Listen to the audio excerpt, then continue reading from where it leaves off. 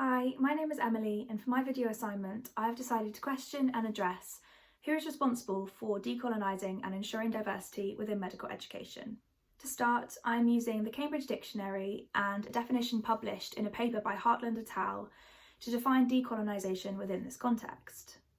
I have defined it as to examine and restructure curriculums in a way that considers the cultural beliefs behind it, decentralising the white Eurocentric colonial mindset. To clarify, I will be discussing medical education and doctors within the UK.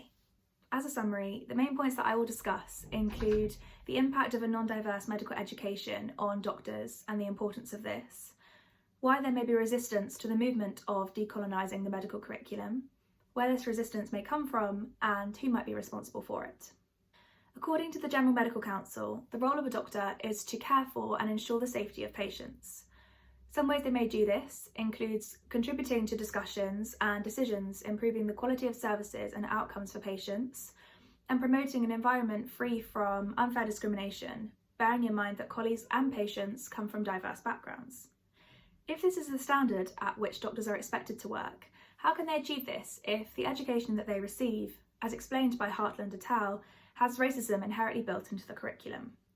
Inequality in medical care can occur if healthcare providers are colourblind, a term coined by Penner et al., which describes the act of discounting a patient's skin colour in the belief that it will provide an equivalent level of care to all patients. This restricts the provider's ability to provide personalised care for their patient. Recommendations from Simran Bedi state that medical schools must address limitations in the diversity of the curriculum, ensuring that it encompasses a range of perspectives and draws upon knowledge created in other continents. This should allow BAME students to see themselves represented in the curriculum and encourage all students to see others in a positive light. Firstly, I will discuss the impact that having a non-diverse curriculum has on doctors and why this is important. Conditions such as Addison's disease are less clinically apparent on darker skin tones. When conditions are taught from the white perspective, those that are less obvious on darker skin tones risk being misdiagnosed or missed altogether. Canigliaro stated that educational life models generally lack diversity in skin colour, age or weight. This is important because these microaggressions, coined by Dr. Pearce, can have long-lasting impacts on marginalised populations. Simran Bedi stated that BAME students may not feel recognised or included in their studies, which is dangerous to their mental health. It can also be problematic for newly qualified doctors emerging into the working environment who have not been taught how to efficiently treat every type of patient that they will encounter, decreasing the quality of care that patients receive and potentially putting their safety at risk. Medical educators must aim to avoid reinforcing normality and highlight uniqueness in an attempt to reinforce the value of diversity, representing the wide range of patients that the students will inevitably see. So why is there resistance to this movement? White fragility, explained by Robin DiAngelo, encompasses the emotional and behavioural response that white people display when questioned with their participation in and how they benefit from racism. White fragility may cause resistance to the decolonising the medical curriculum movement. This is because responses to make a change from people in a position of power are crafted to silence conversations around race, maintaining the comfortable white norm.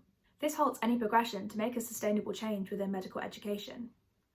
Moving on to where this resistance may come from, Hartland et al. Detailed that a news article was published on decolonising medical education. Readers agreed with the importance of teaching clinical signs in darker skin tones. However, the question, why isn't it taught on black skin tones currently, was posed, and a suggested answer by the author was that it is as a result of structural racism within the curriculum. At this point, readers disagreed and questioned the motivation for the work published. This exemplifies the previously discussed topic of white fragility. Canigliaro et al. Concluded that most companies of medical life models create similar products of the young, fit white male and are reluctant to expand product lines due to subsequent costs. This raises the question, who is responsible for the resistance to this movement? Most argue that medical educators are most responsible, as they are the individuals that are responsible for curating a curriculum, and the students will ultimately be shaped into the doctors that they will become from the teachers that taught them. Others may say that it is the governing bodies of medical schools because they are responsible for the purchasing of medical models and they have oversight of the teaching that takes place within the medical school, Therefore, they hold the power to make change. However, some think that it is the responsibility of students to take charge of their own medical education and broaden it with their own research. When you reach the university level of education, there is a high expectation put upon independent learning. At this time, students should ensure that they are learning the content with the perspective of every type of patient that they may come across. In order to create sustainable change, the power structures that are in place and systemic racism that has silenced these conversations must be challenged. Mbaki et al. Suggests a framework for medical schools to follow, explaining 4 key areas to prioritise: demographic profile, knowledge production, being representative of others, and having an inclusive learning environment. I've created 3 questions for you to reflect on and consider. 1. Do you believe that it is mainly the role of educators to ensure that they are teaching a diverse and representative medical education? 2. What role do you think that students play within this movement? 3. In order to progress this movement, what would you prioritise first, and why do you think it is important to start there? I'm going to leave you with a quote from Hartland et al., which highlights the importance of this movement. Consider how powerful a statement it is to exclude black skin from medical education and what narrative this supports. Thank you.